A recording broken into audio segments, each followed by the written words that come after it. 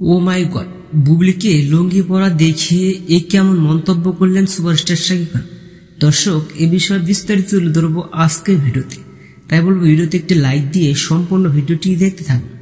সুপ্রিয় দর্শক, ঢাকায় চলচ্চিত্র আলোচিত অভিনেত্রী শবনম বুবলি হাজারো সিনেমার কাজে ব্যস্ত থাকেন, মাঝে মধ্যে সরব থাকেন ফেসবুক পেজে। ঠিকই তেমনই কিছুক্ষণ আগে তার ভেরিফাইড ফেসবুক পেজে বেশ কয়েকটি ছবি পোস্ট করেছেন। পোস্ট করা ছবিগুলোর ক্যাপশনে দিয়েছেন কয়েকটি ভালোবাসা লাইভ ইমোজি, যা ক্ষণিকের মধ্যে সোশ্যাল মিডিয়া করে। তবে শবনম বুবলির পোস্ট করা ছবিগুলোতে দূর দূরান্ত লোকে দেখা যাচ্ছে।